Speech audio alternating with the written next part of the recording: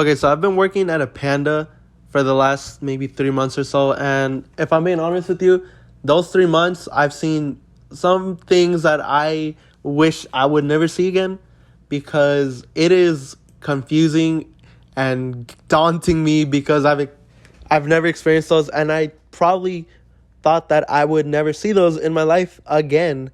But so to give you a little context, the Panda that I work at, it's in a very, I wouldn't say ghetto, more like the bad side of Las Vegas, North Las Vegas.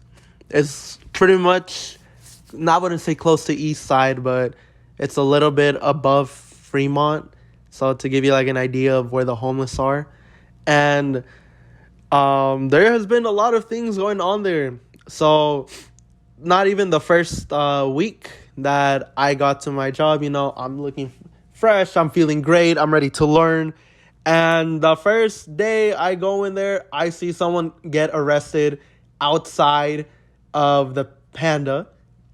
And that was a little crazy to me because it gave me a reality check of no matter like anywhere in Vegas, someone could get arrested. And at the time, like the first day, I didn't think it would be a bad place. I've heard a friend tell me that, yeah, that's a bad part of Las Vegas. And I knew it was, but I didn't think he'd be serious about it until I saw a police chase right there next to Panda. And I was in the traffic coming from the gym, ready to go to work, feeling great, ready to work. And then all of a sudden I'm sitting in traffic and I see maybe 10 cars just speed by, and then behind them were maybe like 5 police cars. And it was very scary for me, in my opinion, because I'm just like, yo, what if one of them crashed and then boom, there's just like this whole traffic explosion thing. And it was scary because it always kind of tells me that no matter what, anything could happen to me.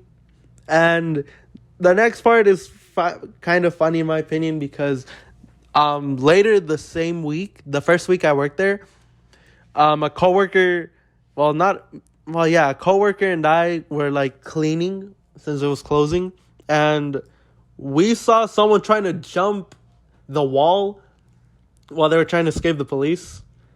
Yeah, you could kind of see how that goes. And me and my coworker were kind of scared, or like more like frightened.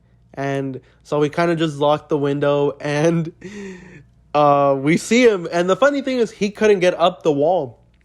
And the wall was like, 7 feet tall maybe? And to most people, that's easy. You just put a leg and then another and then Mario that shit. But for him, he couldn't get up. Which was kind of funny to see because, like, most people are able to jump a 7-foot wall. You just gotta, if you know, you know. But he couldn't. And so he tried running around, but eventually he did get caught and arrested. And that was pretty funny.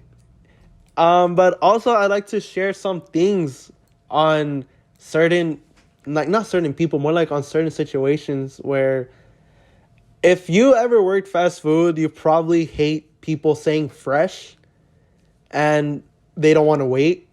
Like a couple of days ago, it's not a problem to me if you want it fresh and you're willing to wait. But if you're not willing to wait and you still want it fresh, that's a whole different issue because you're asking for fresh food.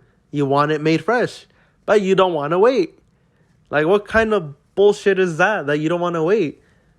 Just get the food. Like, I remember this one time, I'm not going to say her race, but like a black lady, yes, I said her race. I don't know why. But a black lady came in and she wanted her food fresh. So me and another cook were cooking for her. And it was weird because she said she wanted it fresh, even though the people in the front told her it was 5 minutes. Like, it just came out 5 minutes ago. And she didn't want it, which, I mean, I don't know, that kind of took me off the wrong way because it's just 5 minutes. Nothing can go wrong in 5 minutes. Maybe fresh fries, maybe that. But, like, it's just 5 minutes, In 5 minutes, you can do a lot of things. 5 minutes, you could finish wanking. In 5 minutes, you can finish driving from one place to another. There's like, it's not ideal a long time for most people, but I don't know. It's just like 5 minutes is so weird, especially if it's food. It just came out. What does she want it fresh? Does she want us to catch the chicken in front of her, chop it up, and then let her see? Because we could do that. Just go to a farm, catch the chicken, milk the cows, sugar the sugar canes. Like, we cannot do all that, yet they won't wait. That ticks me off the wrong way, that people aren't patient with that. And for the last story, it happened to me on my second day of work where this lady, so I had made fried rice, and it was my second day, so I really wasn't as good, but I was getting the hang of it. And she kind of like, towards the end, she kind of, I don't know what she was saying, but it went in the lines of, this shit is ass, but it tastes good at the same time. And it was weird because none of us knew who she was talking to, because she had gotten into a fight, I would say with her husband, but it was a fight with someone. And she says it out loud. This shit is ass, but it's so good. What does that mean? Make it make sense. What do you mean it tastes ass but so good? I'm confused. I'm conflicted. Am I supposed to be sad because you said it tastes like ass, or am I supposed to be happy because it tastes good? Honestly, it doesn't matter, because she told each and every one of the cooks that they're doing a good job, including me. But I was more focused on hearing this shit is ass. Like, yes, it's ass, because we're about to close. We don't want to make fresh food. Get your ass out of here and go home and cook yourself food. Like, I actually need to understand that. Why is there so many people go to fast food places when it's like almost $13 for like a chicken McNugget meal, and yet you can go home and cook like chicken, rice, and vegetables for like under $10, and that could probably be the whole week, if anything. Like, oh my gosh, that annoys me so much. Like, literally, when I worked at like a whole Panda plate for $10, you can literally buy a week worth of chicken for that. Like, people are illiterate. But those are my Panda stories for now.